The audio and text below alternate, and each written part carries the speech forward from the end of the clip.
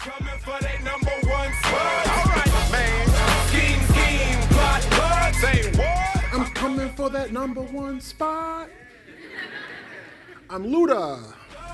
Just playing. You're not here to hear me rap. All right, so we've had a lot of slides in limited time. So I want to talk a little bit about my role at Seer. And I think that'll lead us through hopefully a conversation that you will find fruitful. So throughout the years, my job at Seer has changed a lot. Sorry about that. And right now I have no direct reports. Right now, it is purely my job to get a feel for where can Seer be doing great SEO, but still fail our clients in helping them to grow their businesses. And I'm starting to see some very interesting things about areas in time where you could be in that number one spot and have it not get you what we think it'll get you. So let's get rocking and rolling. That's definitely not ludicrous. That's ludicrous. So, the other one's David Bowie.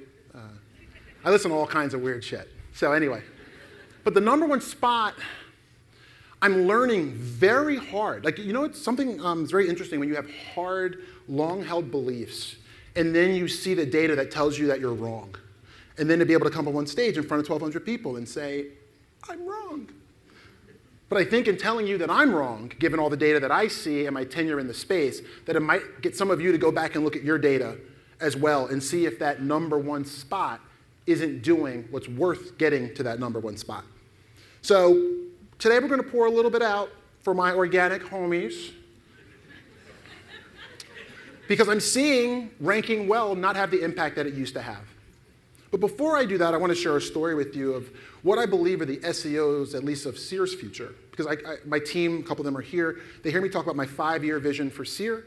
I'm through about year 1, so I have 4 years left. But let me tell you a story about someone who just graduated college maybe about 5 or 6 months ago.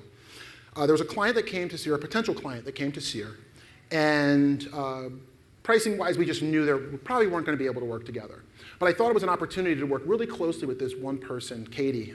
She's amazing. And it was a restaurant client, it was a restaurant business. And she did this pitch after only being at Seer for about 3 months, never having done SEO before, just finished doing keg stands in college or whatever college kids do today. And she nailed it. She nailed a pitch, and she didn't know anything about SEO. And it taught me something. I said, well, Katie, we had coffee a couple months later. I said, Katie, you nailed that pitch. That's one of the best pitches I've seen, and you don't even do SEO. I said, how'd you do it? She went, well, on my walk home that night, when you told me that I'd be pitching this client in the restaurant space, I stopped by 4 restaurants, and I talked to the managers, and I asked them what they struggle with. And that's how I decided the content to pitch this one client on. And I went, oof, that's good. Ooh, that's good. You actually got out from behind your keyboard and learned what it was like to experience a problem to enable you to produce content that this is a college student who would run circles around a lot of people that have been doing SEO for 6, 7 years. Because you can't sit behind your desk and find everything out. So anyway, this is what kind of keeps the number one spot from being so hot. OneBox, paid search, Twitter, now that the integration's there. Just not worth what it used to be. Let me give you an example. So typically in SEO, when they get that number one ranking, it's like, yo, got it. Oh, killing it. Bonus. Don't have to work for the next 3 months. The boss won't know. But, what's funny is someday people are going to stop judging us on where we rank. And when they do, and people start figuring out that, well, yeah, thanks for the ranking, but where are you going to be? Because a lot of these rankings are not getting you what you think you are. So here's VRBO, ranked number 1 for vacation rentals. Did their job for SEO, right? Wrong. This trend looks great. If this is your search trend for your brand name, look how long this stage is. Woo-hoo. That's a good thing, right? Yeah, that's a good thing up until you look at a company like Airbnb. Ranked number 9 for vacation rentals. Ooh, we're kicking Airbnb's ass, right? Because we're ranked number 1. I don't think so. So let's see. Red line is Airbnb. Blue line, VRBO, ranking number 1 for vacation rentals. Airbnb didn't even exist. And then in about 2 years, they caught up to somebody who had a 8-year head start. And now look at them. Number 1 ranking for vacation rentals? Not having the impact that you thought it would, did you? Somebody challenged me on this when I presented at MozCon. Nobody searches for vacation rentals. I said, fine. Vacation rentals, London. They said people only search with it by city. So vacation rentals, London, right? London vacation rentals. Here's the trend. Here's VRBO. Starting to get more search volume for VRBO London than they are for vacation rentals London. So think about the branded keywords people are using with your brand and what they're trying to solve, and see where you show up. Not where you show up, because you should be number one. See how often that trend is starting to eclipse the generic term that you love so much and I love so much. But then you compare that to people searching for Airbnb in London.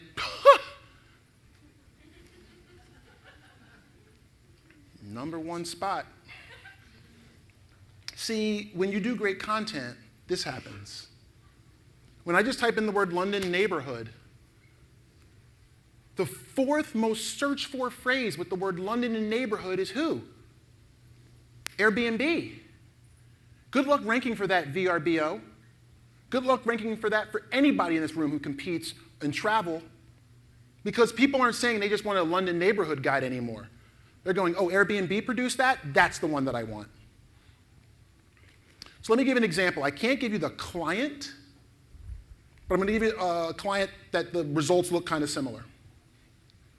So here's Lumber Liquidators, solid hardwood flooring, number one ranking. Number one spot. There's a theme here. What do you think the click-through rate of that number one spot is? This is the audience participation segment. What do you think the number one ranking for that spot is? 14, 25, 40? Okay. How about 5%? Yeah. Same thing I said. 5% for the number one spot. How many of you have a click-through rate graph that you've sold to your managers that say, we're going to get 30% click-through rate if we're number one, and then based on the conversion rate, I should then be able to get this much revenue? Yeah.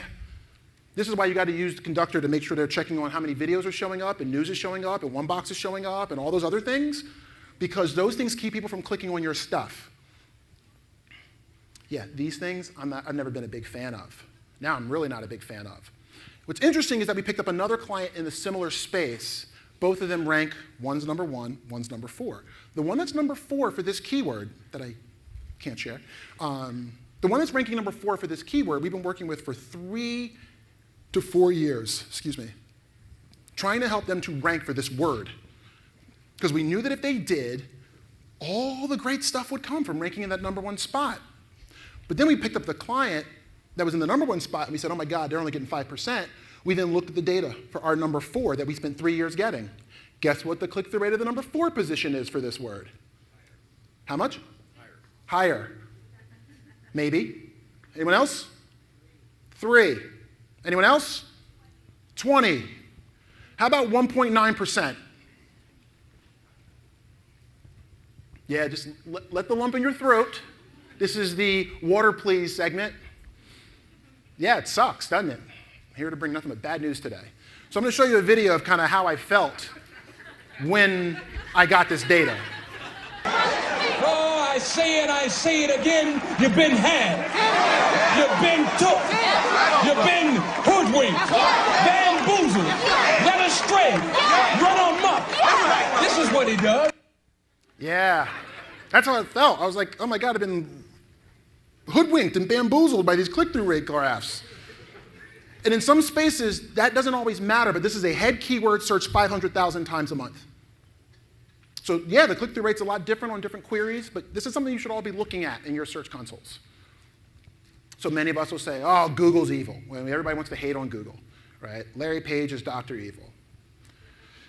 You know what really sucks with this? See how Lumber Liquidators is number one in organic search? But on mobile, there is no number one ranking. It's all mobile. It's all local. And then the number one's way below the scroll. Now, luckily, they're in this city. They're in my city. But if they weren't, they wouldn't even exist. And you go, well, how many people are searching for hardwood flooring on their freaking mobiles? About half. About half. So again, you have that number one spot, and you're happy, that's good, but are you looking at the mobile trend for that keyword? so that you can see over time that as this gets larger and larger and larger, that number one spot isn't even there. It's not even there to be clicked on. Might that affect your click-through rate curve, your projections for the year? Probably. So what are you going to do? Go to Facebook with all your traffic? You can't do that. Why? Because we all went over to Facebook, did all this work on it, and then they tricked us, and now we only get 6% of organic reach on our Facebook updates as businesses. We have to pay them for it. Good luck getting organic marketing through Facebook. So yeah, Zuckerberg's the devil too. Your traffic's not free. Is it evil? I don't know. Not if you're an investor. Any of my Usual Suspect fans? Great movie, remember Verbal Kent, Kevin Spacey. This quote has always stuck with me. The greatest trick the devil ever pulled was convincing the world he didn't even exist.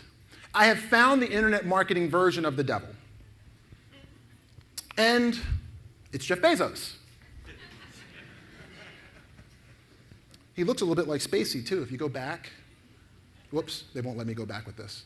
But he looks a lot like Kevin Spacey. If you ever Google Kevin Spacey and Jeff Bezos in Google image search, and there's actually an image of the two of them next to each other, it's freaking nuts. But what Jeff Bezos gets is friction. He understands where there's friction and he seeks to remove it. And I believe that fixing a customer problem, this is where I'm trying to focus, this is why I started off that story about Katie and her talking to a bunch of restaurateurs to figure out what kind of content we were going to pitch this client on, is if you're dedicated to fixing customer problems, to me that is organic marketing. To me.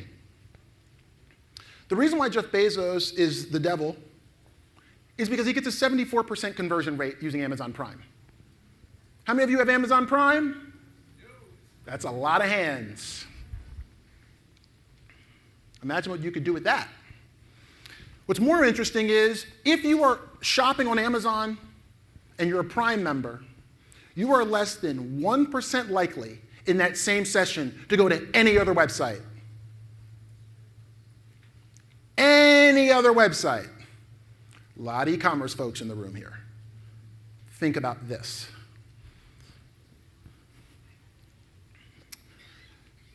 Look at what it's doing to Walmart. I wish I'd have shorted that stock. Look at what's happening over time between Amazon and Walmart when you look at their stock price. Tough. So, Amazon plays the long game better than anyone. And unfortunately, they can continue to just lose money until you eventually give up and go out of business. And then they're going to raise prices on us. And I'm going to show you how we're not going to even know that they raised those prices. They made their own Black Friday. Why rely on someone else's Black Friday when we can make our own? They're giving away Amazon Prime to students like it's free beer at a frat party your first day of freshman year. Why would I give you free shipping? Because they want to get you hooked early, so then later you're just like, I guess I just buy everything on Prime, like me. I don't search Google anymore. Bloomreach just did a study, so Google it. Something like 43% of people go to Amazon first. 37% go to Google. How has that shifted your strategy? How many of you in here are checking your Amazon rankings? Well, but 43% of people are going there. You're focusing on a smaller crowd that's only getting smaller. You know what's even better than mobile? For those of you still fighting, oh, we were fighting and we finally got our company to pay attention to mobile. Yay. Bezos is like, we're already over mobile. We fixed that. Now I've got little buttons you can put up in your house and you just press it and the stuff shows up to your house within 2 days. Or if you're in like Seattle, or I think New York, you can get it in 2 hours. I have a child now. Cute little kid. He poops. That's what the kids do. They poop. And when he poops, and I'm getting like the last 2 diapers, I'm like, oh man, when am I going to get to the store? Because if I really press my luck, I could end up with no diapers, and the poop situation's really bad. What did Jeff Bezos do for me? There's a Huggies button.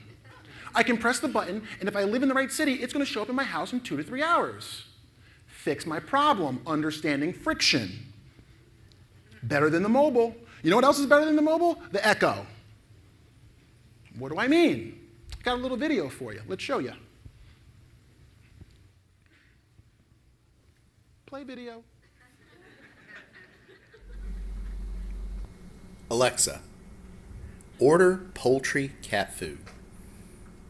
Fancy Feast wet cat food, classic, poultry, and beef feast variety pack, 3-ounce can. The order total is $14.02. To order it, tell me your voice code. We don't need to see the rest of that. You know how it goes. Think about what Amazon's doing. I'll get to that. Think about what Amazon's doing there. They're keeping you from searching Google. So what does your number one ranking do for you then that you're so in love with? Because anybody in here want to deny the fact that walking around your living room being like, more Huggies is easier than typing something on your phone or going to your desktop? Anybody want to tell me that somehow? So what happens when that number one spot isn't even seen by people? What are you going to do? So I think I skipped ahead a slide. Sorry. Can you go back? Make sure I didn't? Okay. Nope. Still awesome guy. Kissing himself. One more. All right. So what I've been trying to, I never saw an image that better illustrated what I'm trying and begging our clients to try to do, which is, how is it the content that you produce making me a better me? If the content you produce is about you selling me things, that doesn't make me a better me. It makes you get your bonus, which I don't care about. How do you make me a better me with your content? You know what? And we talk a lot about customer journeys, but sometimes we need to be reminded of what we as marketers do to people who are on a journey. So I want us to all try a little tenderness. Let's be users for a little while, for the next minute and a half.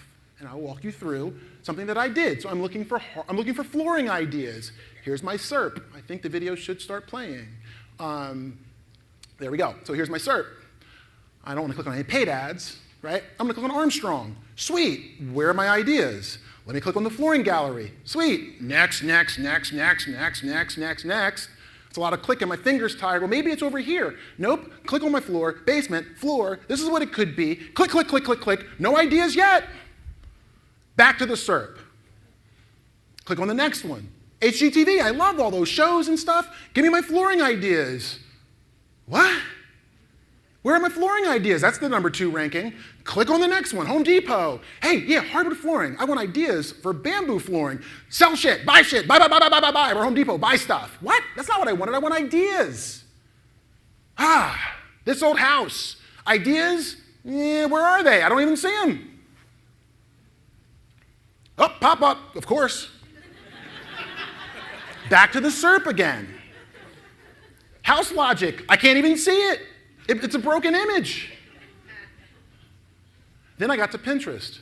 Can you get ideas? Can you get them quickly? Do I have to do anything more than just scroll down? Yep. Google Images. A lot of ideas for flooring. So when you get mad that Google's evil or Larry Page is evil, he's actually, when Google puts image results over your stuff and they take on my click-through rate, helps me as the user. Try a little tenderness. Look at the stuff that ranks. I'm telling you, as Google gets better at user signals, someday it's already images at the top. Pinterest better be number 1, because those 5 sites that just ranked well and were getting traffic treated me like crap. Which site is the most helpful? Keep this in mind. People don't buy products. They buy better versions of themselves. How can you make me a better me? And if you can't do that, how did any of those ideas make me a better me? They made me get a ton of cookies so that you can market to me later. Got a lot of retargeting. Didn't make me a better me. Didn't inspire me. Look, the first click, buy stuff. I typed in ideas. And now you're telling me to buy. I'm not ready to buy. Watch the queries that you rank well for that drive a lot of traffic that are a mismatch to what the user wants. And go fix those. Make the world a little bit of a better place. So what does Home Depot train the brain to believe? They have trained me to believe that whenever I see Home Depot ranking, they're always going to push me into buying stuff. I wanted ideas. When I want ideas, I don't go to Home Depot. Because if this happens 3 or 4 times in the process of redesigning my home, I'm going to learn that result is not going to help me get ideas. So then I'm going to skip over your number one result. Let me give you an example. Have you ever Googled anything and seen eHow show up and just skipped over it no matter how high it ranked? I know I do, because I know it's going to be a bad experience for me. I know I'm not going to learn anything. Or that's what I believe, and by believing that, you don't get a chance to prove me wrong if you work at eHow, because I'm already skipped over you. You all probably have industries that you work in where you see certain websites, you're like, oh, I don't click on them, even if they rank in that number one spot. So I'm talking about the brain. Why? Because I'm studying the brain a lot. Because remember, Google has never bought anything from me. I don't know about you. Does Google show up and drop off millions at your front doors?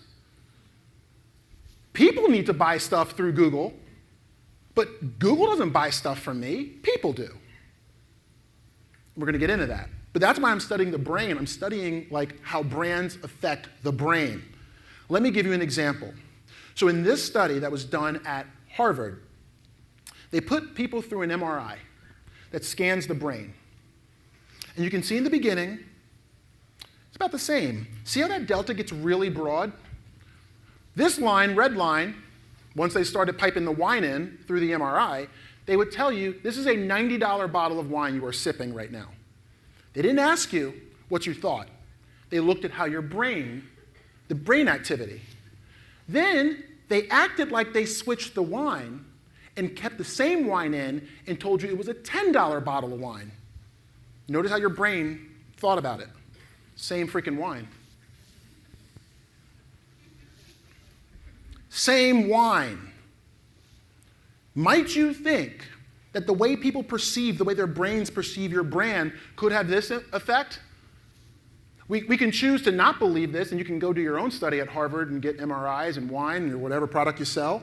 But maybe we should just take them at face value and go, how much time am I spending on understanding why people buy versus how Google works?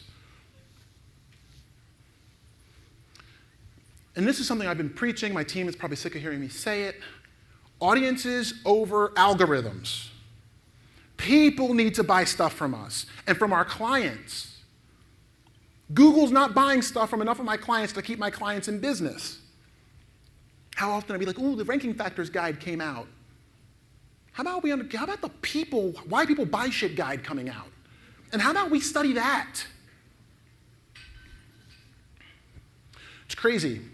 Pepsi's global president, Brad Jakeman, said this about pre-roll. You know why I know it? Because they tell me how long I'm going to have to endure it. Right, that's why the ad, the pre-roll ad says 10 seconds left of this hell before you get the content you want. 9 seconds left of this content, or of my video that you don't want to see until you get what you wanted to see. It sucks. We have to remember this. There is a huge chasm between ranking number one and helping somebody solve a problem. Huge. And either you're going to be in the I want my rankings game, or you want to be in the I'm going to help people solve problems game. But you got to pick which one you're going to be in. I'm picking the help people solve problems game and understanding why people buy. Because then if it's Pinterest, if it's Google, if it's billboards again someday and they come back, if we suddenly start liking pre-roll ads, I can apply that understanding to a lot of different things, wherever that customer goes. But if I understand the Penguin algorithm really, really well, how is that going to help you to better understand how to do email marketing, or a billboard, or a TV ad, or radio, or anything other than Panda or Penguin? Yeah, I'm not that guy. So I started doing search August 24th of 1999, which means I've spent 16 years, 1 month, 22 days, 14 hours, blah, blah, blah, blah, blah, doing this stuff. And I think it's sad when I think about the fact that I put in 47,176 hours into understanding how Google works. Or back then it was Lycos and Hotbot and Excite and WebCrawler and InfoSeek and Northern Light. Remember those? When you had to have like 18 different search engines to scrape?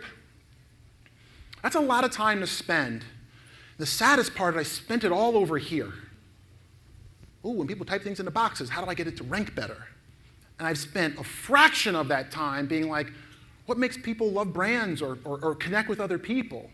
I'm spending an overweighted amount of time right now studying this because I got to play catch up to a lot of other smart marketers. And I believe this more than anything.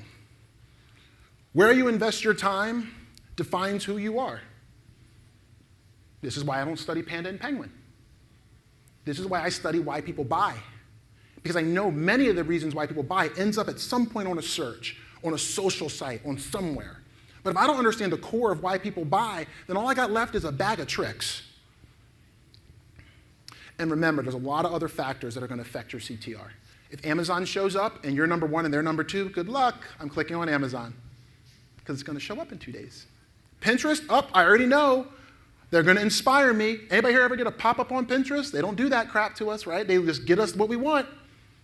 So my brain is being trained to just go to Pinterest, that's a bad part about search volumes. You're watching people go right to Pinterest. You're watching people go right into Google image search because the websites are so bad that it's trained us to believe we're not going to get what we want. What's really interesting about Lumber Liquidators is you type it in and you go formaldehyde, whoa, whoa, whoa. What's up with that? So you Google formaldehyde and you see it's something that causes cancer. Okay, that's not good. And then you see that, Anderson Cooper interviewed them, and you're like, you don't want Anderson Cooper showing up to your house. If Anderson Cooper shows up at your house, just run, because you know it ain't going to be good. If you ain't on CNN Heroes, you want an expose. So, Lumber Liquidators, respect them for saying, you know what, we're going to go after this. Good, don't bury your head in the sand. People are Googling it, they're going to find something. Why not find something from you? How can we quickly do this? They put up a paid landing page. Our commitment to quality and safety. Is this the floor that when my son crawls across might be emanating formaldehyde and may give him cancer? Where's my answer to that? This is specifically for those words around formaldehyde and the lawsuit. Yeah, your commitment to quality. How about you help me determine if my flooring might kill somebody? No, keep scrolling. You want to see what our customers have to say? Oh, you mean the ones that are still alive and don't have cancer? You want to get started? I want to get started on making sure that my son running across this floor with my dog don't die tomorrow. That's what I want to get started on. Marketing. Let's just act like none of that existed. Show people pictures of kids and dogs running on hardwood floors that may have formaldehyde in them. Tells me nothing. Let's look at what ranks number one for organic search. Air quality test kit. Ha! This is what I wanted. This is what I wanted. It's a kit to test my floor to see if I got the stuff that might hurt my family. But why would we pay for people to get helped and make sure their families are okay? We'll just leave that to the organic result. But when we pay, we want to be like, look what our customers have to say. And yeah, put in your email, your order number, your billing in zip. Look how much space is dedicated to selling shit. And other crap I don't want. And all that up top. And how much space is dedicated to saying we care about your family. This is going to affect your click-through rates. That's why I'm talking to you about it. If Anderson Cooper ends up doing an expose on your CEO, your click-through rates are going to take a hit. So what happens is, this is how it is. Search people are like, yes, number one spot, winning. Customers are like, I can't find what I want. You're trying to sell me stuff when I don't want to be sold stuff. How about you make me a better me before you inject in, buy my stuff? Trust is lost in an instant. In an instant. They used to be one of the most trustworthy companies. You think they're going to win that Forbes award for the next 10 years? Doubt it.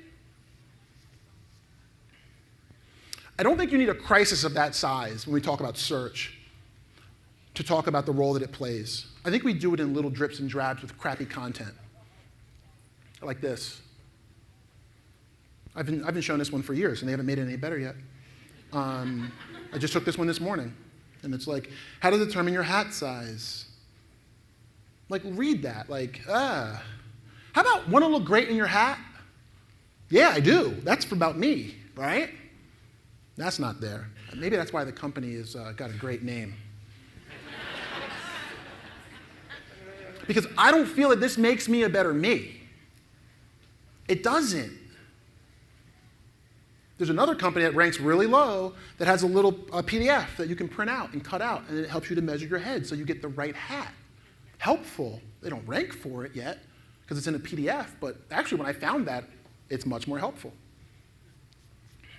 So I'm going to go back to Amazon because this is getting back to what we believe about brands before we click, because the brain is hardwired for brands. Google's already done that research 8 years ago.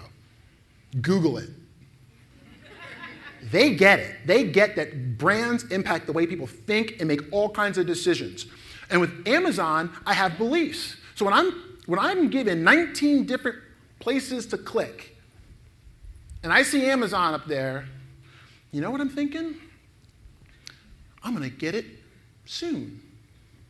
I know, like, I don't buy stuff on Amazon because I get great pleasure out of waiting for it to come, because I need the thing to show up at my house. So before I even click on an Amazon result, I know it's going to show up at my house 2 days, and it feels like it's free, even though they once a year charge me $99. It still feels free.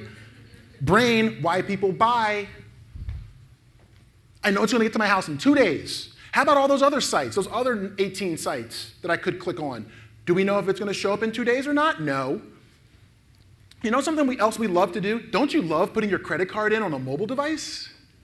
Don't you love when your credit card is somewhere else in your house and you got to run to go get your credit card so then you can hold it and type all the numbers in? Not fun, right? How many of us already have our credit cards on Amazon? Makes it easy. That's what my brain is thinking. 2 days, credit card already in. Great, I can get my stuff super quick, like that new Microsoft Surface Book or whatever. That thing looks cool. I'll try to convince my wife to let me buy it. This is not as applicable, but for some of you who aren't on mobile yet, think about it.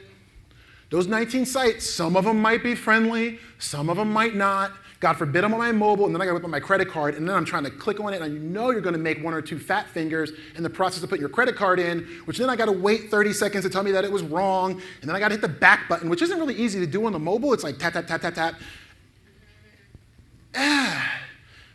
Amazon's trained me that they're just easier on the mobile. This is what my brain thinks about an Amazon result before I even ever click on it. It's going to make me a better me. It's going to be easy. I don't have to spend half hour trying to get my credit card number in and messing it up 3 times.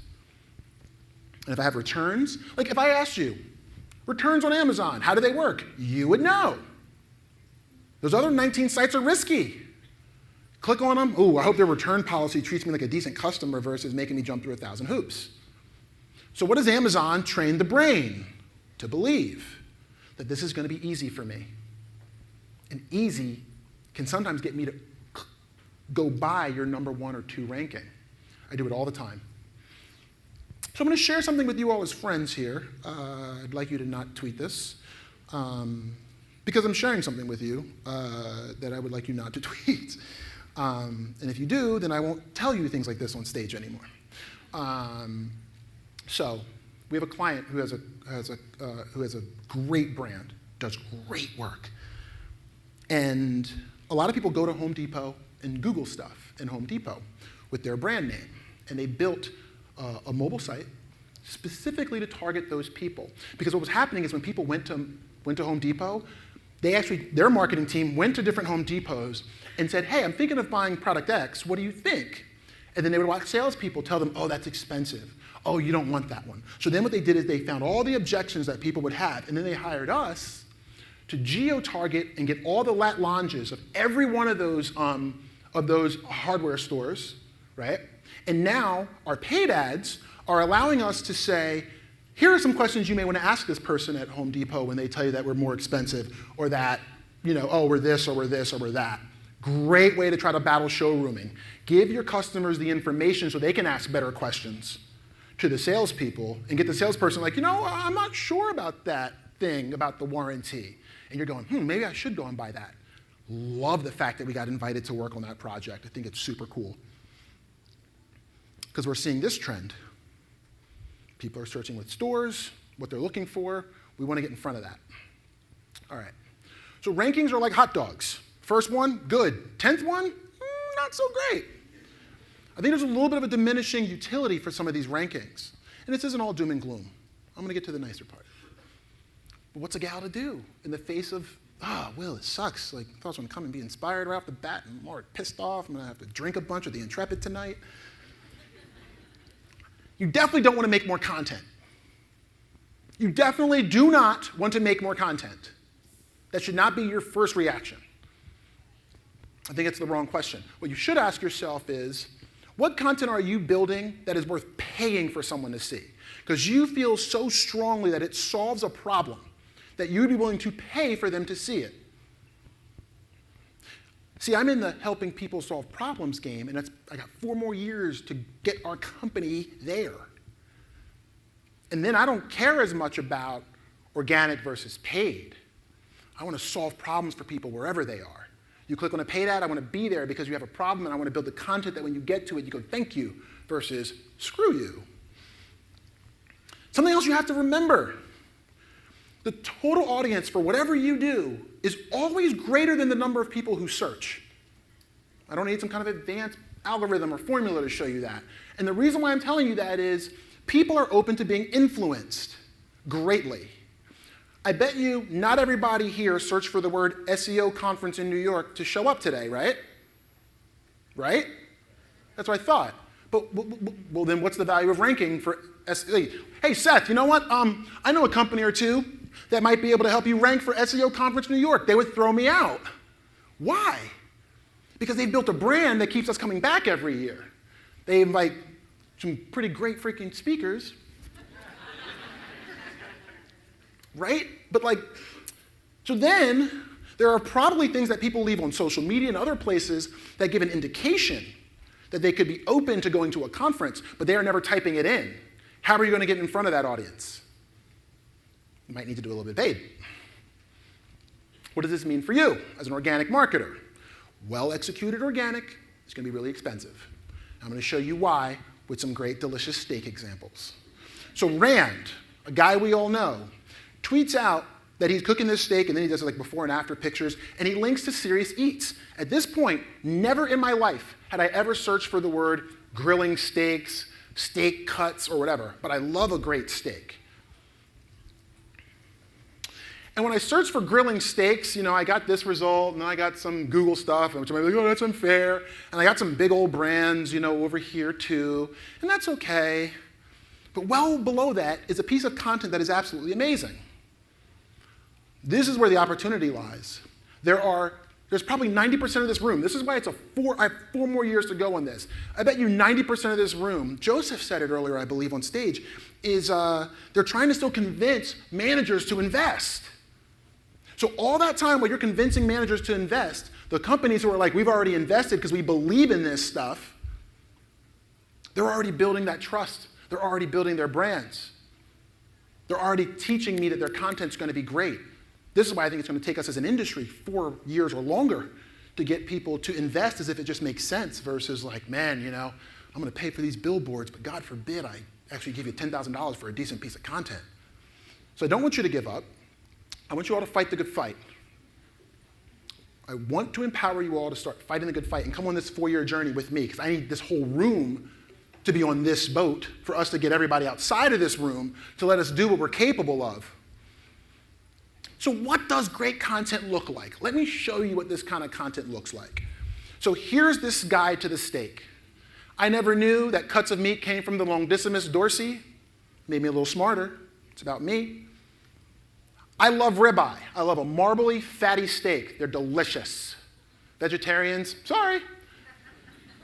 But what I didn't know is that it's also called a Delmonico. So when I'm out at some dinner with a client and there's a Delmonico there, and I'm like, I'll take the Delmonico. I'm like, oh shit, it's like a ribeye, sweet.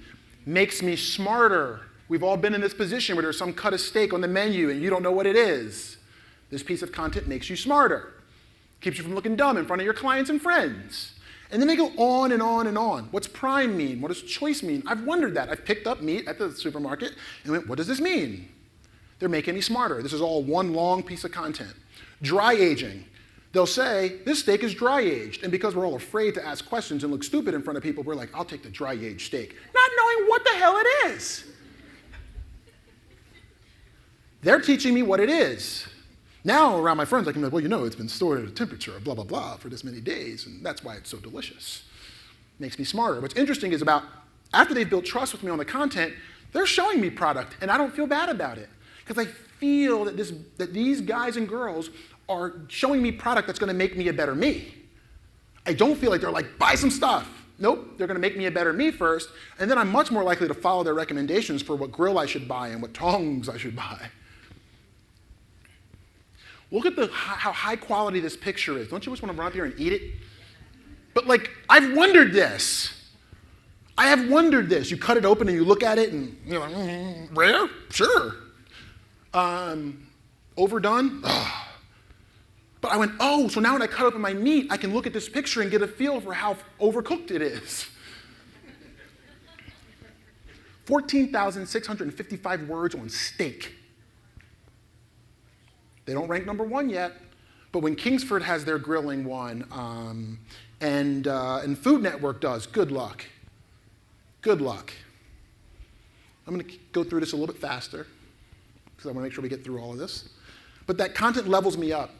What's funny is when people come over to my house and I dry age my own steaks and I cook them and they're great, and they go, this tastes just like something I would pay $50 for at a place in New York.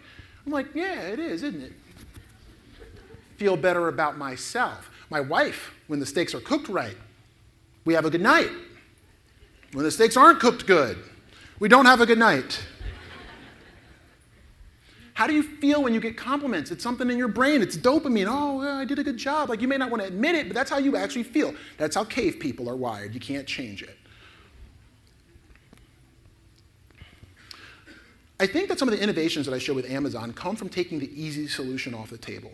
Something I've been asking more and more people to do is say, okay, here's how you would solve this problem. Great, content rankings. Now, what if I gave you the same goal, told you that you had to hit that goal, but you couldn't do those things? What might you come up with? That's where innovation happens. And they keep moving, so I got time for questions. So I can't tell people, I don't believe in asking people to do stuff if we're not willing to do it ourselves. So Sear built a piece of content, a couple pieces of content that I'll show you. So first thing, friends, like just somebody that runs the Twitter, I think there's somebody here who runs the Twitter tweet thing for Sear. Just post this with the hashtag so people can find it. We get along really well with our competitors. So us and Distilled, nope, we're friends, we hug it out. And Hannapin, who we compete with, we hug it out. We got together and put together a list of 429 sites that you should immediately take out of your GDN. Because we saved about $160,000, I think, or something like that, across our 4 clients by removing these 429 sites. And then we just gave it out to everybody for free. But this is how people feel about brands. No info required to get the list. That's trust in my brand. That's how you build trust. That pop-up for that white paper that I don't even know is going to be any good so you can get my email and then call me and email me all the time, doesn't. We recently, this is the original post that we did before we got with those other groups. And once again, thanks for not requiring an email to download. Build great content, give it away. It's like Red Hot Chili Peppers. So what does Sear train the brain to believe? That whenever you come to our site, we're never going to put anything in front of you in great content, ever. It's our job to figure out how to build a brand that makes you want to someday be a part of what we're doing, but it's not to pop stuff up over you so I can email you later when you don't even want it. I want to be like Amazon. God forbid if you go out and search SEO company, which I don't even think we rank for anymore, but if we did, I would want you to skip over everybody else that ranks above us and go find us. I want to grow searches for Sear Interactive, not SEO company. So we built this guide, this Pinterest guide. It's one piece of content. We had 11 different people at Sear work on it for one piece of content. This is our stake. Sorry, we're a bunch of nerds. 200 to 300 hours for one piece of content. I've spent about $1,000 promoting it so more people can see it. No outreach, no link building. This is what happens when you build great content.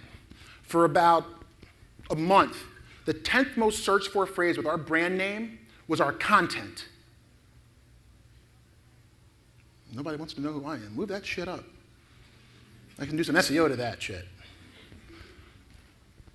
Pinterest Pinterest used to be number 4 with their help section. We bumped Pinterest out of the 4th position with our content about their business because ours is that much better than anything they've ever produced. And I'll just sit and wait to gobble up number 3, 2, and 1. Our content is helping people do Pinterest better. Pinterest content, not so much. This is so important. Moz dropped that Pinterest guide in their Moz Top 10 email newsletter. The same day the newsletter went out, our ranking for the word Pinterest guide went from 22 to 7.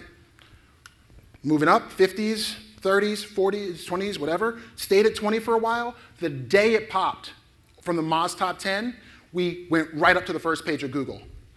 Email got me a higher ranking. Now, I'm not going to say that I know exactly why that happened, but it might have something to do with the user signals probably looked delicious to Google. But I need you all to be honest with yourselves. Are you producing that kind of content? I took a screen grab. So I dropped the URL of our guide, dropped it into Topsy, free tool, that's it. And I could see that people, as recently as 3 minutes and 6 minutes ago when I took this screen grab, had tweeted it. I didn't ask them to tweet it, I didn't pay for them to tweet it. I was just preparing my slides. 3 minutes ago, somebody shared it. That made me feel great. Damn, we must be doing something right with that content. Drop your content into Topsy. Are people sharing it that you may not even know they are? So because I'm short on time, I'm going to skip through this, but yeah, I'm going to skip through this. I'm just going to remind you that I did a search to try to get more empathy here, more tenderness. I did a search for SEO 101. And mentally, just think of the companies that you think might show up for that query. And then ask yourself, which one's the least likely to show me pop-ups? And then ask yourself how you feel about them. Probably a little good, right? Because nobody loves pop-ups. I used to work optimizing a pop-up blocker in 2002. Since 2002, we have known people don't want pop-ups. So what do? We do it with CSS instead of opening in a new tab so then we can still pop up stuff on people. Audiences. Audiences have told us since early 2000s they hated pop-ups. Remember, for those of you that have been doing SEO for a while, remember when your grandma would be like, are you one of those pop-up people? You're like, no, I'm not. And I'm not going to, well, this one's actually sped up. So you can see my search journey. I go to leave, pop-up. Thanks. Kissmetrics. Go to leave, pop-up. Neil Patel's site, before I even got a chance, popped up already. WordStream, pop-up, right? Buffer, Moz, no pop-ups. How do you feel about those brands? Stop Kanyeing your audience. I know you're here to see this content, but this is what you're doing. Pop-ups that show up are like, I know you want to leave my site, but, oh man, God forbid I'm on the mobile. Then I got to look for the little tiny ass X. How does that make me feel about your brand? You can laugh, but a lot of you laughing are doing pop-ups on people and pissing them off. They don't like it. We don't like it when we get them, but it's funny how as marketers, shit that we don't like people doing to us when we're browsing the web trying to get a solution, we do to other people. So you deserve the pop-ups you get you can't close because so many of us are doing it. Cut it out. Nobody likes Kanye anyway.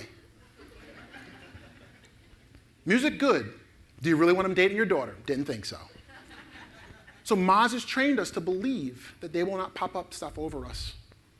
And that's good for their brand. So with Serious Eats, what they can do is now that they've built this like beachhead where they can just go and destroy the rankings because, or they can just not destroy it, but like just kill the rankings because they've built something that's so good. Look at how people are searching. They're ranking for it without even trying. The content's that good. And it goes on and on. What I love is, do this for your brand. Are people searching for your content? Specifically, where they're saying, I don't just want any guide to doing pizza dough, I want the Serious Eats guide to pizza dough. And then I'll ask you to go into AdWords, use the tool, and see if that number's growing. What that tells you is as more people find it, more people share it. As more people share it, they go, this helped me get great steaks, and my wife is really happy. And then when my wife is happy, I share that with other upset guys who are burning their steaks and not having a good night with their wife. Paid. I can target people on Twitter who like grilling. Not like girls, like grilling, right? I can target them by the TV shows they watch. If I worked at Serious Eats, I'd find a way to pay for people to see it, because I know for every one person that sees it, the spillover effect is huge to our brand and everywhere else. You can even check off categories. People are going to buy a $30 ribeye to cook at home. Let's check off the fine dining section. Those people may not be as into eating at Applebee's. You can exclude people by the restaurants that Twitter thinks they like. Why would you not get your audience super honed in and show them that content forever? So what does Serious Eats train the brain to believe? That they're going to make me a superstar when I cook their stuff, their way. I'm going to be smarter. People are going to be like, damn, Will, this steak is awesome. And I'm going to be like, yeah, just a little thing I read online, I'm sure as hell not going to say I learned it on about.com. So keep playing the short game, and Jeff Bezos will laugh all of us to the bank. Yeah, any investors in Amazon? You're pretty happy with that recent stock purchase? This destroys brands. Not brains. Yeah, this is what destroys brands in our brains. This, the stuff that ranks and doesn't help anybody do anything better. What do you think the user signals look like on that? Not great. I got an idea what the user signals look like. Great, I'm moving from Dallas to Chicago. Oh, great, Dallas is the third largest city. That's exactly what I needed during my move. Thank you for ranking number one. I think the day Google nails user signals, a lot of content like that's going to get destroyed, wiped out. So I want you all to be looking out for who feels better because they found your content. Where are those people? And go make them happy.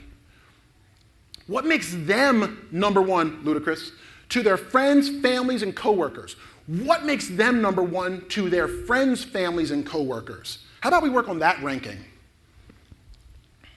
I read this quote and thought there was something a little wrong with it, because it's not about links anymore. I think that focus is way too narrow. I'd much rather us say, if you can't imagine somebody saying, I'm so glad I found this, then just get out of the content game.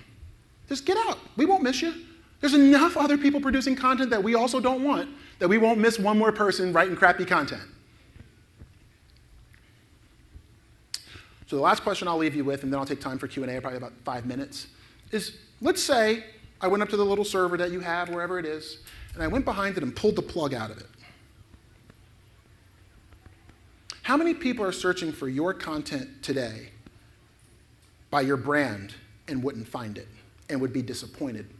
Or if you didn't show up, would people be fine with whoever else showed up? That's the question I want all of you to think of today. If I pulled the plug on your server and got rid of all your content, would anybody miss it? Thank you so much for your time. Let's do Q&A.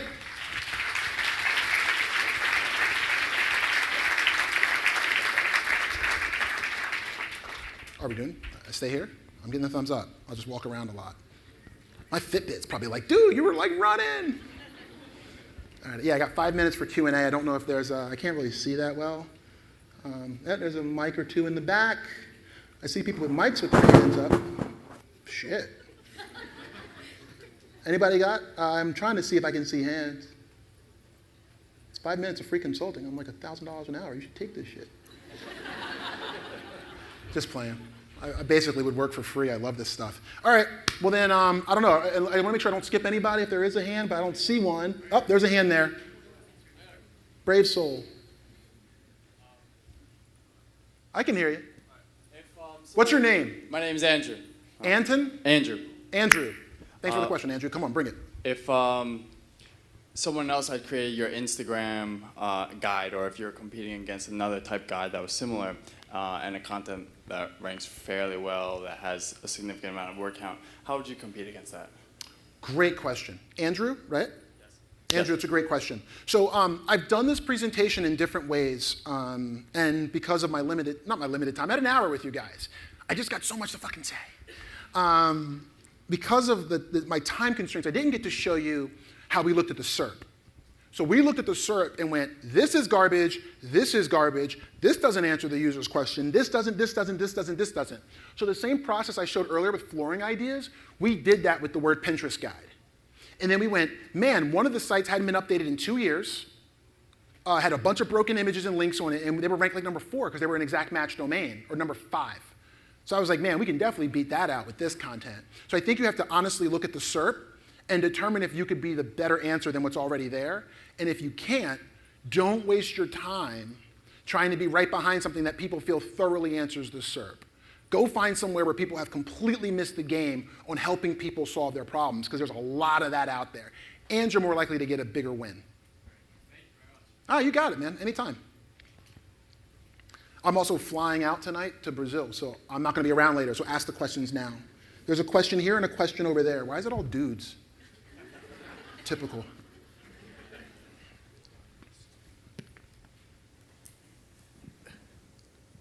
Hey, Will. My name's Alexi. Lexi? Alexi. Alexi, how you doing, brother? Good. How you doing? I'm great. All right. I had a friend of mine that's a prototyping company, actually Philly local. That's where I'm from. So there we go. And Muck the fence. Yeah, Never he's mind. thinking of creating a keyword in a sense, because they're a prototyping company, so they create new things. That keyword has 0 search volume right now. How do you go about making that happen? Because once his idea goes, that keyword should have search volume in a sense. But Yep. yeah. So the way you do that is with money. I was in New York. I was 22 years old, and I knew all about Excite and how to get you to rank on it. So I go into a meeting with the VP of marketing at Mercedes-Benz USA, and I say to him at 22, like, we got to rank you for used luxury cars. Almost got thrown out of that meeting. Because I'm like, look at the search volume. Like, how could you ignore this? And he's like, time out.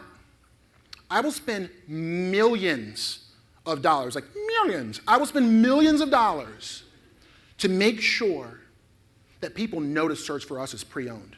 So for you, hotshot 22-year-old, I'm going to be sponsoring golf tournaments that cost me $500,000. I'm going to do 10 of them this year. And I'm going to have to do that for 5 years to get the whole industry to call it something different.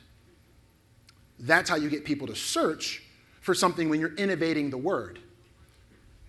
If you're innovating the word and you don't have the budget or the bullhorn or the stage to be able to get it out there, I think you're setting yourself up potentially for a little bit of disappointment. It's hard to change the way people think. Now all of you, when you buy your used Mercedes-Benzes, call them pre-owned because it sounds nicer. You bought a used car. But it took Mercedes 10 years of advertising to change the way we think to be like, yeah, oh, this is pre-owned. It's freaking used. It's a lot of money, though, Alexi? Yep. A lot of money, Alexi. But that's a very real example of how I made that mistake and thought I knew it all and told this person at 22 that like, oh, well, you got to go after this word. The search volume is super low. Why would we go after it? And he's like, I'm going to spend enough money to get people to change their searches. And it's happened. All right.